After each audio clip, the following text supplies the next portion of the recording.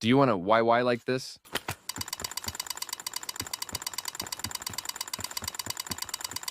Well, I'll show you now.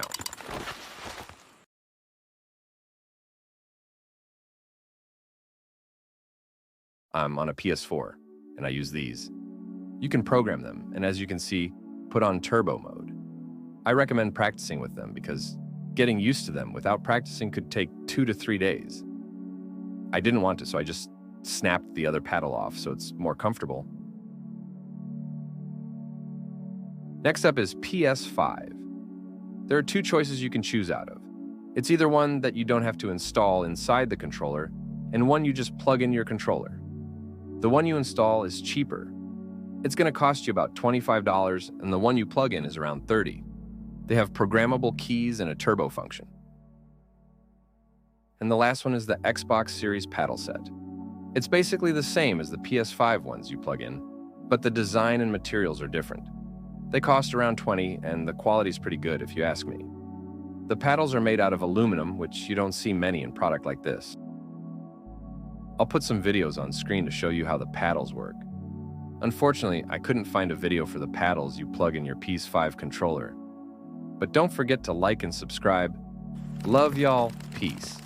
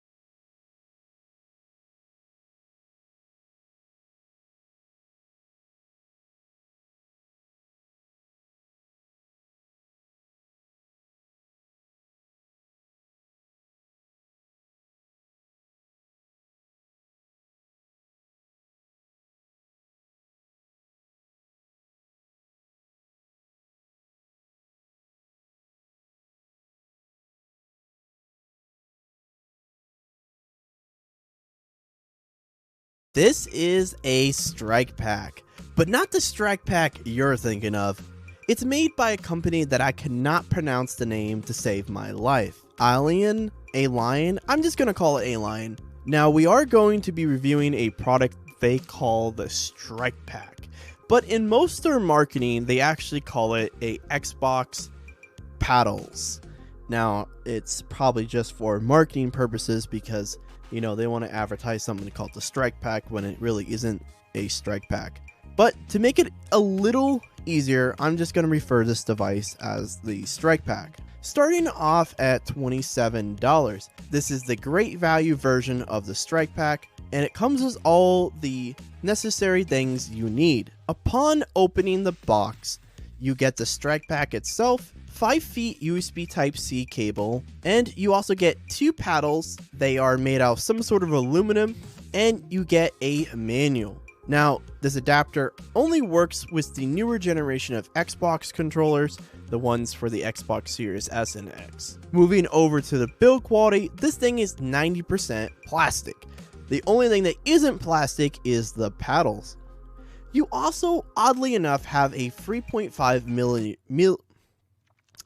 millimeter jack in the front of the adapter or strike pack. How bizarre is that?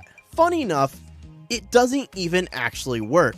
In my testing, it's just plain noise. You can't hear anything. It's bizarre. I don't know why would you put it on specifically the front of it.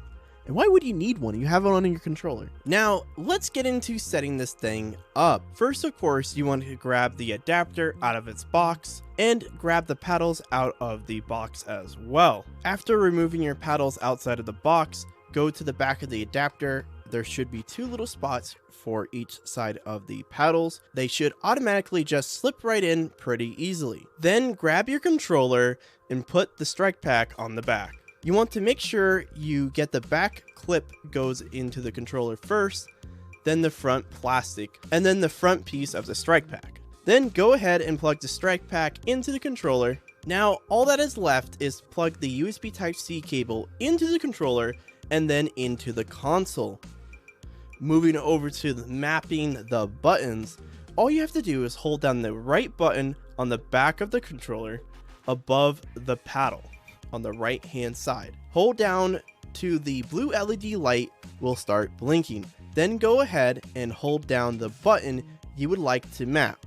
Go ahead and hold down the paddle you would like to map to. Once both are being held down, release at the same time and go ahead and press the right hand button on the controller again, and the blue light will stop blinking. Once that's all done, your button should be mapped to the paddle you would like, and you're all good to go. And if you are wondering what the other button on the left hand side of the paddle, that is the reset button. It will remove any keys you have mapped or just reset the whole device itself. After spending a couple of days playing multiple different genres of games, I can say that this paddle actually works pretty well.